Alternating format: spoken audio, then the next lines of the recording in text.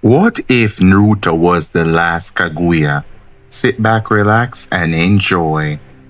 Chapter 1. The Suicidal Rebellion. The Kaguya clan launched a suicidal assault against Kirigakure, driven by their bloodlust and warrior pride. Young Naruto Kaguya watched the chaos unfold, knowing his clan's madness would doom them all. Chapter 2. Protecting his brother. As the massacre began, Naruto's only thought was protecting his little brother Kimimaro. He used his already advanced bone manipulation to create shields, keeping them both alive amid the slaughter. Chapter 3. The clan falls. Within hours, the entire Kaguya clan was wiped out by Kiri Hunter Nin. Blood and bones littered the battlefield as their proud lineage was extinguished in a single night. Chapter 4. Barely alive. Naruto and Kimimaro escaped through underground tunnels, the only survivors of their clan. Naruto's hands were stained with blood, his heart hardened by what he'd witnessed. Chapter 5. A broken homeland. They emerged miles from the battlefield, collapsing in exhaustion. Behind them, smoke rose from what remained of the Kaguya compound. Chapter 6. The Vow. Standing over the ruins days later, Naruto cut his palm and made a blood oath. The Kaguya name would never disappear, no matter what it took. Chapter 7. Brothers in Exile. Naruto became both brother and teacher to young Kimimaro, training him in the wilderness. Unlike their clan's madness, Naruto taught discipline and strategy over bloodlust. Chapter 8. Different from the clan. Naruto was calmer and more calculated than any Kaguya before him. He understood that their clan's destruction came from uncontrolled violence, and he refused to repeat their mistakes. Chapter 9. Building Strength. Years passed as Naruto trained Kimimaro personally, honing both their abilities. The younger brother grew strong, but something was wrong with his body. Chapter 10. The illness appears. Kimimaro began coughing blood during training sessions. Naruto desperately searched for answers, researching what little remained of their clan's knowledge. Chapter 11. Forbidden Records. In hidden scrolls salvaged from the ruins, Naruto discovered references to an origin bone. The texts hinted that the Kaguya bloodline came from something ancient and divine. Chapter 12. Desperate Research. Naruto spent months trying to understand Kimimaro's illness and their bloodline's true nature. Every lead pointed to mysteries their clan had long forgotten. Chapter 13. Hunter Nin Attack. Kiri Hunter Nin finally tracked down the last Kaguya survivors. Kimimaro threw himself in front of Naruto, taking a fatal blow meant for his brother. Chapter 14. Awakening Through Loss. As Kimimaro died in his arms, something inside Naruto shattered and reformed. His bones began darkening, pulsing with a power he'd never felt before. Chapter 15. A New Evolution. Naruto's Shikatsumiku evolved beyond anything the Kaguya clan had achieved. His bone structure changed at a fundamental level, becoming denser and darker. Chapter 16. Burying his brother. Naruto buried Kimimaro under an ancient tree, alone and grieving. He carved his brother's name into a bone monument, the last tribute to the second-to-last Kaguya. Chapter 17. The Last Kaguya. Standing at the grave, Naruto realized he was now completely alone. He was the last living member of the Kaguya clan. Chapter 18. Leaving the Past. Naruto left the land of water forever, carrying nothing but his hatred and determination. The Kaguya would survive through him, and he would make the world remember their name. Chapter 19. Birth of Mito. In Konoha, on the night of the Nine Tails attack, Mito Uzumaki was born. Minato and Kushina died sealing Kurama into their daughter, just as in the original timeline. Chapter 20. An Orphan's Life. Mito grew up hated and feared by the village, carrying the Nine Tails inside her. She was raised alone, dreaming of the day she'd prove herself to everyone. Chapter 21. Her Parents' Legacy. Mito inherited Minato's genius and Kushina's fiery spirit. She carried their will without knowing who they were. Chapter 22. Determination Born. Despite the village's hatred, Mito refused to give up. She declared loudly that she would become Hokage and make everyone acknowledge her. Chapter 23. Intelligence and Fury. Mito excelled at the academy through pure determination and natural talent. Her strategic mind came from Minato, her unbreakable will from Kushina. Chapter 24. The Dream. Every night, Mito dreamed of wearing the Hokage's hat. She would protect the village that hated her, proving bonds were stronger than hatred. Chapter 25. Rumors reach Naruto. In his wandering, Naruto heard whispers of a nine-tails Jinchuriki in Konoha. He filed the information away, knowing such power might be useful someday. Chapter 26. Rumors reach Mito. Mito heard stories from travelers about a bone demon beyond the great nations. They spoke of a monster who could kill with a touch. Chapter 27. Fated Collision. Two paths were forming across the shinobi world. The last Kaguya and the nine-tails Jinchuriki would eventually collide.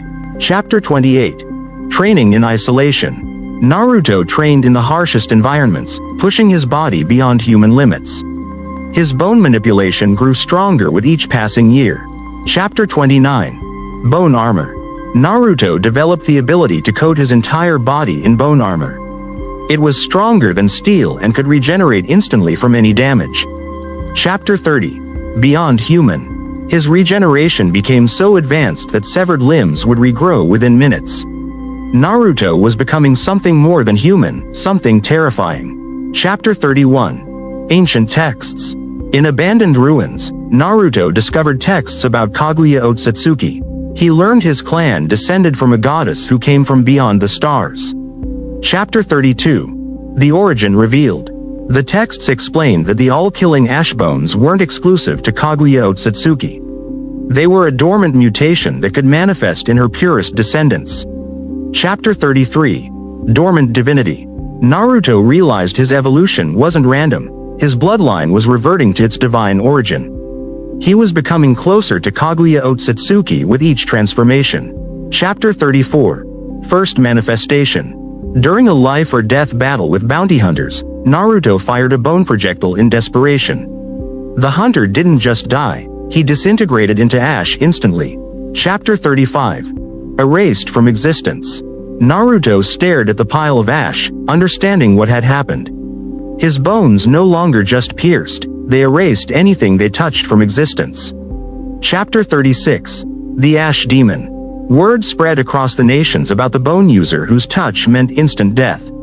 They called him the Ash Demon, and his bounty skyrocketed. Chapter 37. Building a Faction. Naruto began gathering other outcasts and rogue shinobi.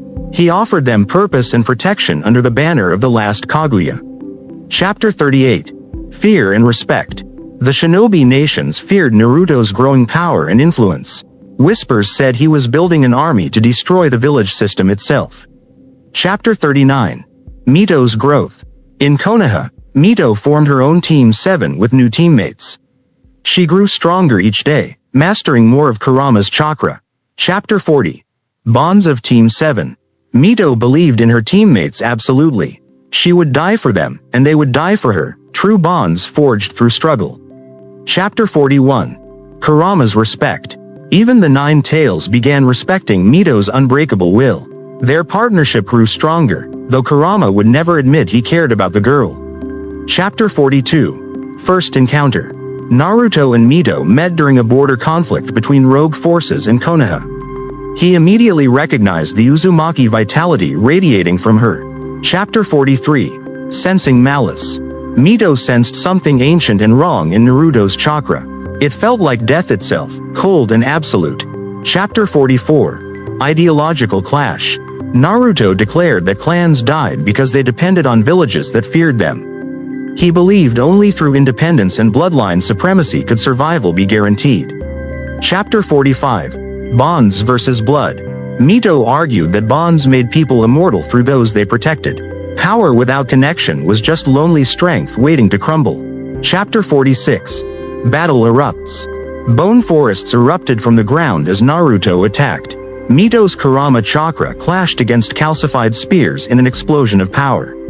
Chapter 47. Hesitation. Naruto raised his hand to use the all-killing Ashbones but hesitated. Something about Mito's absolute conviction made him pause. Chapter 48. Final Evolution begins. Pushed to his limit, Naruto's bloodline completed its transformation. His bones began glowing pale white, radiating the power of Kaguya Otsutsuki herself. Chapter 49. Perfected Ash Bones. Anything Naruto's bones touched now turned to ash instantly. He had achieved the ultimate evolution of the Kaguya bloodline. Chapter 50. Divine Acknowledgement.